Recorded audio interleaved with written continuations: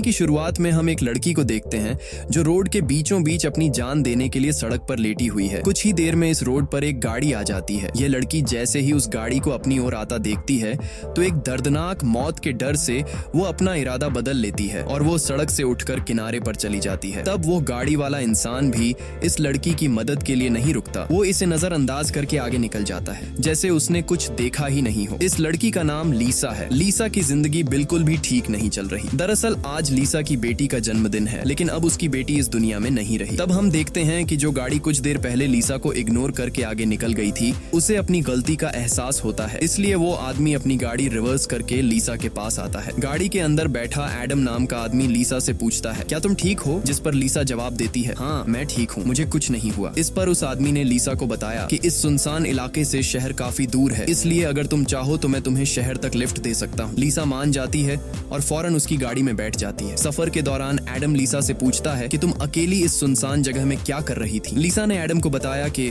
आज मेरी बेटी का जन्मदिन है, जिस वजह से वो आज मुझे बहुत याद आ रही है, पर बदकिस्मती से वो अब इस दुनिया में नहीं रही और अब मैं बिल्कुल अकेली हूँ। कोई भी ऐसा नहीं है इस दुनिया में जिससे मैं अपना कह सकूं। लीसा की ये बात सुनकर एडम कहता है, अच्छा इस वजह से तुम रास्ते के बीचों बीच मरने के लिए लेटी हुई थी? जवाब में लीसा ने कहा, मैं मरना नहीं चाहती, बस एक बार किसी तरह से अपनी बेटी से मिलना चाहती। तभी लीसा कार का रेडियो ऑन कर लेती है। रेडियो पर एक न्यूज चल रही होती है। रिपोर्टर बताता है कि जंगल में एक सीरियल किलर घूम रहा है और आज सुबह इस किलर ने 2 और लड़कियों को मार दिया है। पुलिस के पास उस किलर की तस्वीर तो नहीं है, लेकिन उन्हें इसके बारे में ये जानकारी मिली है कि कातिल एक गोरे रंग का आदमी है जिसके पास ब्राउन कलर की गाड़ी है और उसके दाहिने हाथ पर एक क्रॉस का निशान है। ये खबर सुनकर लीसा के पैरों तले जमीन खिसक जाती है, क्योंकि रिपोर्टर रेडियो पर जिस कातिल का हुलिया बता रहा था वो कोई और नहीं बल्कि एडम ही था। उसके हाथ में क्रॉस का निशान देखकर लीसा बहुत ज्यादा डर जाती है। इससे पहले कि लीसा खुद को बचाने के लिए कुछ कर पाती, तभी एडम अचानक जोर से कार का ब्रेक लगाता है, जिससे लीसा का सर तेजी से कार की डैशबोर्ड से जा टकराया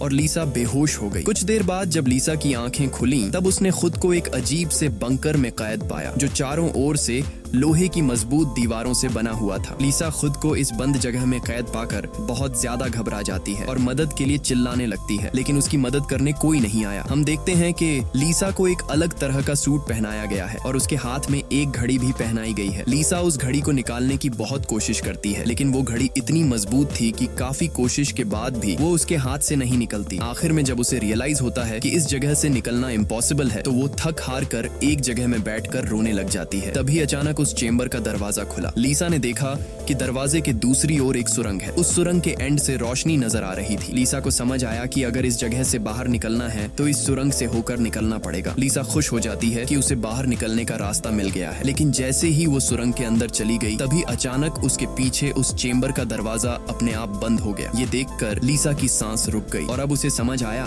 कि वो पहले से भी ज्यादा खतरनाक जगह में फंस गई है। तभी अचानक लीसा के हाथ में बंधे ब्रेसलेट में अलार्म बजने लगा और 11 मिनट का टाइमर सेट हुआ। ये देखकर लीसा समझ गई कि मुझे 11 मिनट में यहाँ से निकलना होगा, नहीं तो मैं हमेशा के लिए यहाँ पर बंद रह जाऊंगी। इसीलिए लीसा अपने हाथों और पैरों के बल रेंगती हुई जल्दी से उस रोशनी की तरफ बढ़ने लगी। लेकिन जैसे ही वो उस रोशनी के करीब होती जा रही थी, तभी अचानक उस सुरंग का आगे का दरवाजा धीरे धीरे बंद होने लगा। ये देखकर लीसा और तेजी से आगे बढ़ने लगी, लेकिन जब वो उस दरवाजे के पास पहुंची तो वो दरवाजा पूरी तरह से बंद हो चुका था। लीसा को कुछ समझ नहीं आ रहा था कि अब यहाँ से कैसे निकला जाए। वो चीख चीख कर रोने लगी। तभी उसकी नजर उस दरवाजे के बगल से जा रही एक दूसरी सुरंग पर पड़ी, लेकिन वो रास्ता बहुत ज्यादा तंग था। लीसा को अब कोई और दूसरा रास्ता नजर नहीं आ रहा था, इसलिए लीसा हिम्मत करके किसी तरह सुरंग के अंदर चली गई और काफी मुश्किलों के बाद वह उस रास्ते को पार कर लेती है और आगे बढ़ते हुए एक ऐसी जगह पर पहुंच जाती है जहां एक प्लेटफॉर्म की तरह 2 रास्ते बने हुए थे। एक रास्ता ऊपर से जा रहा था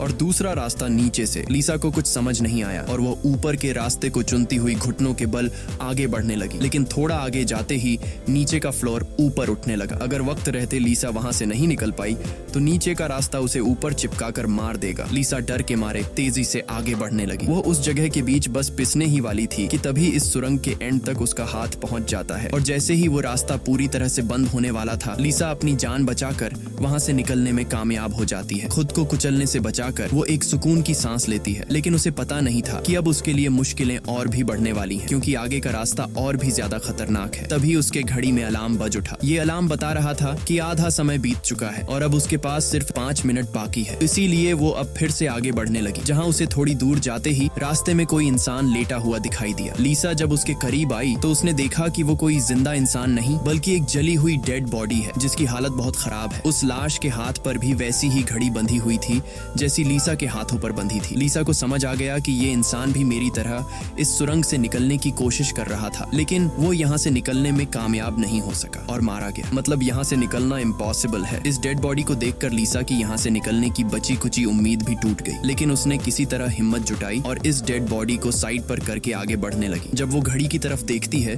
तो उसके पास सिर्फ 2 मिनट का टाइम बचा हुआ था, इसीलिए वो और तेजी से आगे बढ़ने लगी। तभी अचानक एक मजबूत लोहे की सलाखों ने आकर उसका रास्ता रोक दिया। साथ ही उस सुरंग की दीवारों में से ढेर सारे हीटिंग पाइप निकलकर बाहर आने लगे और उस जगह को गर्म करने लगे। ये देख लीसा पूरी तरह से घबरा गई। वो समझ गई कि जल्द ही उसकी भी लाश उस जले हुए इंसान की तरह इस सुरंग में पड़ी होगी। उसे आगे क्या करना है कुछ समझ नहीं आ रहा था। तभी उसके पीछे दीवार का एक छोटा सा सेक्शन खुल गया, जिसे देख लीसा पीछे की तरफ रेंगती हुई उसके अंदर घुस गई। अगले ही पल एक कांच के दरवाजे ने इस सेक्शन को पूरी तरह से बंद कर दिया। जैसे ही लीसा के हाथ में बंधी घड़ी में टाइमर 0 पर पहुंचा, तभी उन हीटिंग पाइप से आग फुंवारे की तरह निकलने लगी और देखते ही देखते वो पूरी सुरंग आग की लपटों में डूब गई। लीसा जिस सेक्शन में बंद थी वह पूरी तरह से सिक्योर था, जिस वजह से उसकी जान बच गई। कुछ देर बाद वो हीटिंग पाइप्स वापस दीवार में चली गई। लीसा जिस सेक्शन में बंद थी उस चेंबर का दरवाजा खुल गया। लीसा ने जो कुछ अभी अपनी आंखों के सामने देखा उस वजह से लीसा उस सेक्शन से बाहर नहीं निकलना चाहती थी, पर उस सेक्शन की दीवार लीसा को बाहर धकेल देती है और पहले की तरह अपने आप सुरंग से जुड़ गई। लीसा जैसे ही वहां से बाहर आई तभी उसकी घड़ी में फिर से 11 मिनट का टाइमर सेट हुआ। वह जैसे ही थोड़ा आगे बढ़ी तभी उस सुरंग का ऊपरी हिस्सा नीचे आने लगा और बिल्कुल उसके साथ आकर चिपक गया। बस इतना गैप बचा कि वो रेंगते हुए यहाँ से आगे निकल सके। लीसा अब पूरी तरह से बेबस हो चुकी थी। वो जोर जोर से रोने लगी। जब उसकी नजर घड़ी पर पड़ी तो वहाँ उसका टाइम खत्म हो रहा था, जिसका मतलब था कि अब से ठीक 11 मिनट बाद फिर से उस सुरंग में आग का सैलाब आएगा और लीसा को राख कर देगा। वो सोचती है कि इतनी बुरी मौत मरने से अच्छा है कि क्यों ना एक बार फिर से वो यहाँ से निकलने की कोशिश करे। इसीलिए वो फिर से हिम्मत करके अपनी जान बचाने के लिए पीठ के बल अपने हाथों के सहारे रेंगते हुए आगे बढ़ने लगी। थोड़ी दूर ऐसे ही रेंगते हुए जाने के बाद वो सुरंग खत्म हो गई और आगे पानी का एक टैंक आ गया। लीसा बहुत ज्यादा थक गई थी और प्यास ने उसका बुरा हाल कर दिया था। वो इसी तरह लेटे हुए हाथों की मदद से पानी पीकर अपनी प्यास बुझा लेती है। जब उसने अपनी घड़ी की तरफ देखा तो अब सिर्फ 8 मिनट रह गए थे। अब पानी के अलावा उसे कोई और दूसरा रास्ता नहीं दिखा, इसलिए वो एक लंबा सांस लेते हुए पानी में ही उतर गई। पानी में उतरने के बाद टैंक काफी बड़ा था। उसे अब समझ नहीं आ रहा था कि किस तरफ जाना है। वो यहाँ वहाँ पानी में निकलने का रास्ता ढूंढने लगी, मगर उसे कोई भी निकलने का रास्ता नहीं मिला। दूसरी तरफ जहाँ से वो इस टैंक में उतरी थी वह रास्ता भी बंद हो चुका था। अब उसकी सांस भी खत्म होने लगी थी। तभी टैंक में से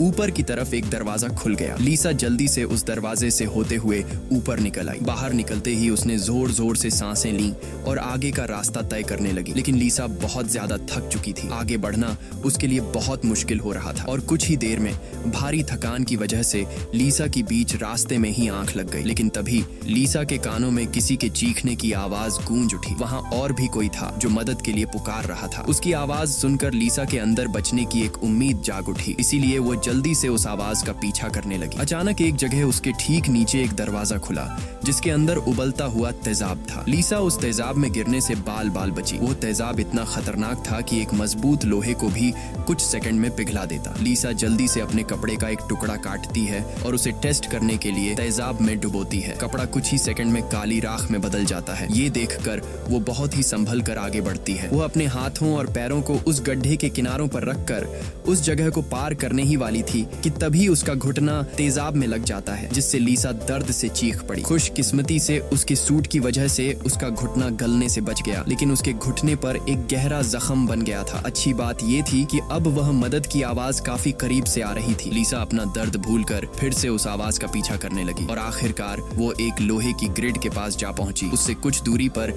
एक और ग्रिड थी जिसके पीछे एक आदमी था। उस आदमी ने भी लीसा की तरह हाथ में घड़ी और सूट पहना था। लीसा उससे कहती है कि देखो मेरी बात सुनो, हम दोनों यहाँ पर फंसे हुए हैं। अगर हम एक दूसरे की मदद करें तो यहाँ से निकल सकते हैं। लेकिन वो आदमी काफी लंबे समय से उस सुरंग में फंसने की वजह से उसकी दिमागी हालत खराब हो चुकी थी। वो कभी लीसा को गालियां देने लगता तो कभी सॉरी करने लग जाता। वो कहता है कि ये लोग जल्द ही वापस आएंगे और हम दोनों को मार देंगे। ये कहकर वो पागल जोर जोर से हंसने लगा। तभी लीसा देखती है कि उसके हाथ में बंधी घड़ी में 60 सेकंड की काउंटिंग शुरू हो गई है। वो हीटिंग पाइप्स दोबारा दीवारों से बाहर निकल आए और इस बार बचने के लिए जो सेक्शन था वो लीसा और उस आदमी के बीचों बीच खुलता है, जिसमें सिर्फ एक ही इंसान के छिपने के लिए जगह थी। अब या तो वो पागल आदमी बचेगा या फिर लीसा। अगले ही पल लीसा और उस पागल आदमी के आगे जो लोहे की ग्रिड थी वह हट गई। ये दोनों तेजी से उस चेंबर की तरफ भागने लगे और दोनों एक साथ चेंबर तक पहुंचे, जिसके बाद ये दोनों एक दूसरे को मारने लगे। उस बीच कभी लीसा उस पागल आदमी को चेंबर से बाहर निकाल देती तो कभी वो पागल आदमी लीसा को बाहर धकेल देता। लेकिन आखिर में जैसे ही वक्त खत्म होने वाला होता है, लीसा उस आदमी को लात मारकर चेंबर से बाहर कर देती है। वो आदमी लीसा को पैर से पकड़कर बाहर निकालने की कोशिश करता है। तभी 60 सेकंड खत्म हो गए और उस चेंबर के शीशे के दरवाजे ने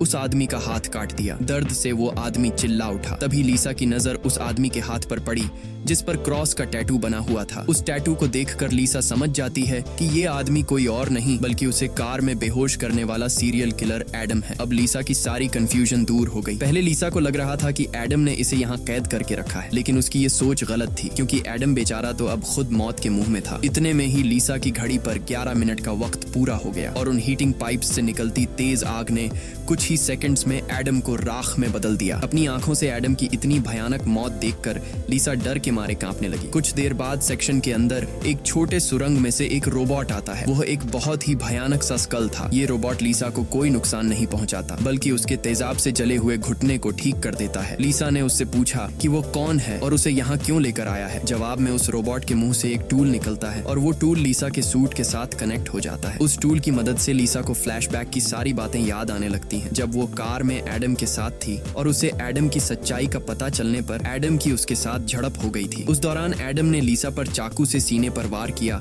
और कार से बाहर फेंक दिया था। उसी पल लीसा को आसमान से उसकी ओर आती एक सफेद रोशनी दिखाई दी थी, जिसके बाद लीसा वापस प्रेजेंट में आती है। लीसा को अब एक बात समझ आ जाती है कि उन एलियंस ने ही दरिंदे एडम से उसकी जान बचाई थी और उसे यहाँ लाए थे, लेकिन वो उसे यहाँ क्यों लाए थे ये बताए बिना ही वो रोबोट वहाँ से निकल गया। लीसा ये भी समझ जाती है कि ये लोग जो भी हैं वे उसे मारना नहीं चाहते, बस उसे इस गेम को पार करना होगा, तभी वो यहाँ से निकल पाएगी। लीसा अब आगे का रास्ता तय करने उस चेंबर से बाहर आ गई। एडम का कटा हुआ हाथ भी वहाँ पर पड़ा हुआ था। उसी समय लीसा को उस कटे हाथ पर टाइमर के नीचे कुछ सिंबल्स दिखाई दिए। लीसा उन सिंबल्स का मतलब समझने की कोशिश कर ही रही थी कि तभी एक घूमता हुआ पंखा उसकी ओर आने लगा। उसे देख लीसा अपनी जान बचाने के लिए पीछे हटने लगी और उससे बाल बाल बचती हुई एक छेद से ऊपर की सुरंग में चली गई। तभी अचानक उसे सुरंग के ऊपर से किसी के चलने की आवाज सुनाई दी। वो आवाज एक जगह पर जाकर रुक गई। उस जगह पर सुरंग का ढक्कन खुला और उसमें से एक भयानक सा क्रीचर उतरा, जो देखने में तो इंसान था लेकिन जानवरों की तरह घुरा रहा था। उसका शरीर पूरी तरह से जल चुका था और उसकी आंखें सफेद पत्थर की तरह चमकदार थीं। तभी लीसा की नजर उसके कटे हुए हाथ की तरफ गई। उसका कटा हुआ हाथ देखकर लीसा समझ गई कि वो कोई और नहीं बल्कि एडम है, जो जलने के बाद एक राक्षस में बदल चुका है। अब वो लीसा को मारना चाहता था। एडम की आंखें जल गई थीं। इस वजह से वह लीसा को देख तो नहीं सकता था, पर वो सुन सकता था। लीसा चुपचाप धीरे धीरे आगे बढ़ने लगती है, लेकिन तभी उसकी घड़ी के फर्श पर टकराने से एक हल्की सी आवाज गूंज उठी, जिससे एडम को उसकी भनक लग गई और तेजी से लीसा को मारने के लिए उसके पीछे आने लगा। लीसा उसके हाथ लगने ही वाली थी कि तभी लीसा एक पतली सुरंग से उस पार चली गई। एडम को कुछ नजर न आने की वजह से वह उस जगह को पार नहीं कर पाया। लीसा उस सुरंग से आगे बढ़ती हुई एक ऐसी जगह पर पहुंची जहां उसके पास आगे जाने के लिए 2 रास्ते थे। लीसा को कुछ समझ नहीं आ रहा था कि किस रास्ते को चुनना चाहिए। वह बहुत सोचने के बाद जब उसे कुछ समझ नहीं आता तो वह एक अंदाजे से लेफ्ट वाले सुरंग में घुस जाती है। सुरंग के बाहर एक कमरा था जिसकी चारों ओर कांच की दीवारें थीं। उन दीवारों पर लीसा को उसके पैदा होने से लेकर अपनी बेटी को जन्म देने तक की सारी यादें दिखाई दे रही थीं। वहां लीसा ने यह भी देखा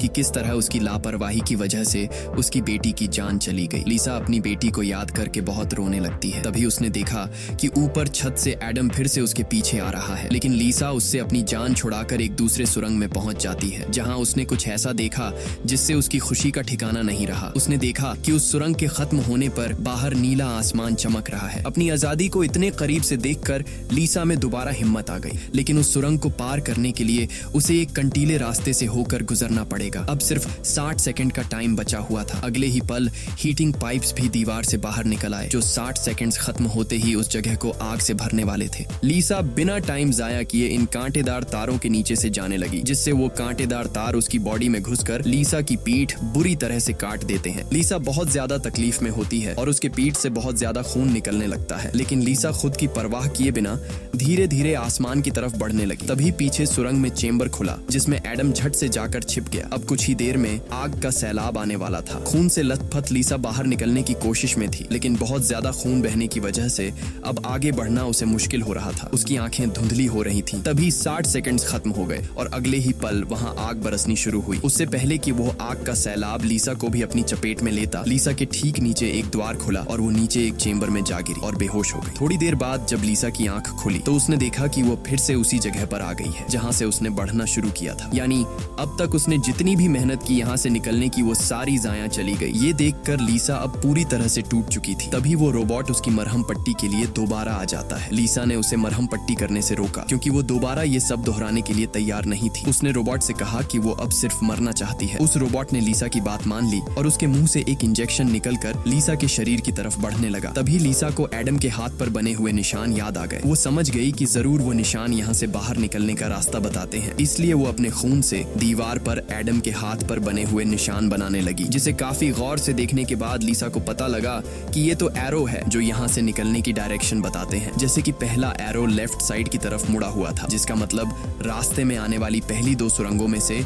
उसे लेफ्ट साइड वाली सुरंग के अंदर जाना चाहिए। दूसरे नंबर का एरो राइट साइड की ओर मुड़ा हुआ था, यानी पहली सुरंग को पार करने के बाद जब फिर से एक साथ 2 सुरंगें आएंगी तब राइट साइड वाली सुरंग के अंदर जाना चाहिए। उसे लगा कि जरूर मेरे हाथ की घड़ी के नीचे भी इसी तरह के सिंबल्स बने होंगे जो यहाँ से बाहर निकलने की डायरेक्शन बताते हैं। ये समझते ही लीसा ने उस रोबोट से उसके जख्मों को ठीक करने को कहा। जख्मों की मरहम पट्टी होते ही वो एक नई उम्मीद के साथ फिर से इन टनल्स में निकल पड़ी। लीसा पहले भी इन सुरंगों से गुजर चुकी थी, इसलिए वह बड़ी आसानी से उन सुरंगों को पार करते हुए आगे बढ़ने लगी और उस तेजाब से भरे गड्ढे के पास जाकर रुक गई। वहां उसने अपनी घड़ी को तेजाब में जलाकर उसे अपनी कलाई से अलग किया। उसकी कलाई पर भी ठीक वैसे ही सिंबल्स थे जैसे एडम के हाथ पर थे, बस उनमें थोड़ी बहुत चेंजिंग थी। लीसा उस जली हुई घड़ी को अपने हाथों में लिए हुए आगे बढ़ने लगी और उस जगह पर पहुंच गई जहां उसने पहली बार इन 2 टनल्स में से लिफ्ट वाले टनल को चुना था, लेकिन सिंबल्स के मुताबिक सही सुरंग राइट वाली है। वो जल्दी से राइट वाली सुरंग में चली गई, जहां आगे जाकर उसे 2 और सुरंगें मिली जिनमें सही सुरंग लेफ्ट वाली थी। इसी तरह लीसा अपने हाथ पर बने निशान की मदद से हर बार सही रास्ता चुनकर आगे बढ़ रही थी, लेकिन तभी एक बार फिर से एडम उसके पीछे पड़ गया। यहाँ लीसा समझदारी से काम लेते हुए एडम को गुमराह करने के लिए एक सुरंग के अंदर अपनी घड़ी फेंक दी और खुद दूसरी सुरंग में छिपकर बैठ गई। एडम घड़ी की आवाज का पीछा करते करते दूसरी सुरंग में घुस गया। एडम के जाते ही जब लीसा ने अपनी कलाई पर बने सिंबल्स चेक किए तो उसे पता चला कि उसने एडम को जिस सुरंग में भेजा था वही सही सुरंग थी। ये देखकर लीसा बहुत ज्यादा परेशान हो गई। अब लीसा के पास कोई दूसरा रास्ता नहीं था, इसलिए वो धीरे से एडम जिस टनल में था वो भी उस टनल में घुस गई। ये टनल काफी अजीब सा था। ऐसा लग रहा था कि ये टनल जैसे किसी बड़े जानवर का पेट हो। लीसा धीरे धीरे आगे बढ़ने लगी। थोड़ा सा आगे जाकर उसने देखा कि उसकी घड़ी सामने पड़ी हुई है, लेकिन एडम भी वहाँ पर मौजूद है। एडम अब चूंकि देख नहीं सकता था, इसलिए लीसा चुपके से उस घड़ी को उठा लेती है, पर तभी घड़ी में 60 सेकंड्स बचे होने का अलार्म बजने लगा, जिसकी आवाज से एडम को लीसा की भनक लग गई। वह दोबारा लीसा का पीछा करने लगा। उससे बचने के लिए लीसा जिस रास्ते से आई थी उसी रास्ते से वापस भागने लगी। उस वक्त लीसा की घड़ी में 60 सेकंड्स का काउंटिंग शुरू हो चुका था और सुरंग से हीटिंग पाइप्स भी निकल आए थे। साथ ही सुरंग में बचाव चेंबर भी खुल चुका था। लीसा जल्दी से उस चेंबर में जाकर छिप गई। एडम भी वहां तक पहुंच जाता है, लेकिन अब काफी देर हो चुकी थी क्योंकि उस चेंबर को शीशे के दरवाजे ने बंद कर दिया था। यहाँ लीसा एडम को चिढ़ाने के लिए उसे मिडिल फिंगर दिखाती है, पर बदकिस्मती से इस बार आग बरसाने वाले हीटिंग ट्यूब्स आग बरसाए बिना ही अंदर चले गए, जिसके बाद चेंबर का दरवाजा भी खुल गया और अगले ही पल एडम लीसा पर टूट पड़ा। लीसा भी खुद को बचाने के लिए एडम से लड़ पड़ी और उस शैतान के सर को अपने पैरों से दबाने लगी। पीछे से चेंबर की दीवार भी लीसा को आगे की तरफ धकेलने लगा, जिससे उस शैतान एडम का सर कुचल गया और फाइनली लीसा को एडम से छुटकारा मिल गया। लीसा अब अपने रास्ते पर आगे बढ़ने लगी, जहां आगे चलकर उसे वापस 2 रास्ते मिले। उसकी कलाई पर बने सिंबल्स के मुताबिक उसे राइट वाले सुरंग से जाना था और ये उस भूल भुलैया की आखिरी सुरंग थी। लेकिन तभी लेफ्ट वाली सुरंग से एक लड़की बाहर निकल आई। उसे देख लीसा की आंखें खुली की खुली रह गईं और वो रोने लगी, क्योंकि यह लड़की कोई और नहीं बल्कि उसकी बेटी नीना थी। नीना के मरने के बाद से लीसा ने जीना ही छोड़ दिया था। उसकी बस यही एक ख्वाहिश थी कि वो किसी तरह नीना से मिल पाए, और आखिरकार आज उसकी ये ख्वाहिश भी पूरी हो गई। नीना ने अपनी माँ लीसा से कहा कि अब दोबारा मुझे फिर से अकेला मत छोड़ना, जिस पर लीसा ने जवाब दिया, नहीं बेटा, मैं हमेशा तुम्हारे साथ रहूंगी। जिस पर नीना कहती है, तो फिर आओ मेरे साथ लेफ्ट वाले टनल में चलो। लीसा रोते हुए बोली, नीना, मैं तुम्हें फिर से खोना नहीं चाहती, लेकिन सच तो ये है कि तुम पहले ही मर चुकी हो और मेरी मंजिल दूसरी सुरंग में है। इतना कहकर लीसा वहाँ से जाने लगी। पीछे से नीना उसे पुकारती रही, लेकिन लीसा दिल पर पत्थर रखकर उस सुरंग से बाहर निकली। बाहर आते ही लीसा फूट फूट कर रोने लगती है। उसके बाद लीसा ने बिना समय गंवाए राइट वाली सुरंग में घुस गई, जहाँ उसे सुरंग के अंत में खुला आसमान दिख रहा था। वो खुश होकर तेजी से आगे बढ़ने लगी, लेकिन तभी उसके रास्ते में 3 लोहे के ब्लेड्स आ गए, जो लगातार तेजी से ऊपर नीचे हो रहे थे, जिन्हें पार करने का मतलब था खुद के टुकड़े करवाना। लेकिन लीसा को हर हाल में यहाँ से निकलना था, इसीलिए उसने गौर किया कि उनमें से पहला ब्लेड हर 4 सेकंड्स में एक बार नीचे आ रहा है। लीसा उसके करीब पहुंची और जैसे ही वो ब्लेड ऊपर गया तो 4 सेकंड्स पूरे होने से पहले झट से उस पार चली गई। उसके बाद वो दूसरे ब्लेड के पास पहुंच जाती है। इसी तरह दूसरा ब्लेड हर 3 सेकंड्स में नीचे आ रहा था। लीसा ने हिम्मत दिखाते हुए उसे भी पार कर लिया, लेकिन लास्ट वाला ब्लेड सिर्फ 2 सेकंड्स में नीचे आ रहा था, जिसे पार करना लीसा के लिए बहुत ही मुश्किल था। पर आजादी की चाहत में लीसा ने उसे भी पार तो कर दिया, लेकिन बदकिस्मती से उसका पैर ब्लेड के बीच आकर कट गया। लीसा का दर्द से बुरा हाल हो गया था, लेकिन लीसा अपने पैर की परवाह किए बिना सुरंग के एंड तक पहुंच जाती है, जहां उसे खुला आसमान नजर आ रहा था। लेकिन जैसे ही उसने अपना हाथ सुरंग से बाहर निकालने के लिए आगे बढ़ाया, उसका हाथ सामने लगाए स्क्रीन पर जा लगा, जहां खुले आसमान का वीडियो चल रहा था। ये देखकर लीसा बहुत ज्यादा मायूस हुई। उसने कहा, मैंने वो सब कुछ किया जो मुझे करने को कहा गया था। उसके बाद वो पागलों की तरह हंसने लगी। तभी सुरंग से हीटिंग पाइप्स निकल आए, क्योंकि अब कुछ देर बाद 11 मिनट का टाइम खत्म होने वाला था। लीसा अब सुकून से मौत का इंतजार करने लगी, लेकिन इस बार वो हीटिंग पाइप्स उसे जलाए बिना ही वापस सुरंग में चली गई। तभी अचानक सुरंग का ऊपर का हिस्सा खुल गया और एक तेज रोशनी लीसा पर पड़ी। लीसा का शरीर अपने आप हवा में उठने लगा और उस रोशनी में समा गया। थोड़ी देर बाद जब लीसा की आंख खुली तो उसने खुद को एक झरने के किनारे पाया, जिसे देख लीसा के चेहरे पर मुस्कान वापस लौट आई। वहाँ पर नीना भी मौजूद थी। लीसा ने नीना से पूछा, क्या मैं मर चुकी हूँ? इस पर नीना ने कहा, तुम्हारा शरीर एक बार नहीं बल्कि अब तक कई बार मर चुका है। लीसा ने फिर से पूछा कि अब यहाँ मुझे क्या करना है, जिस पर नीना ने जवाब दिया, यहाँ तुम्हें बस जीना है और कुछ नहीं करना। यहाँ हमें पता चलता है कि जिस जगह पर लीसा अब मौजूद थी वो जगह दुनिया नहीं बल्कि कुछ और ही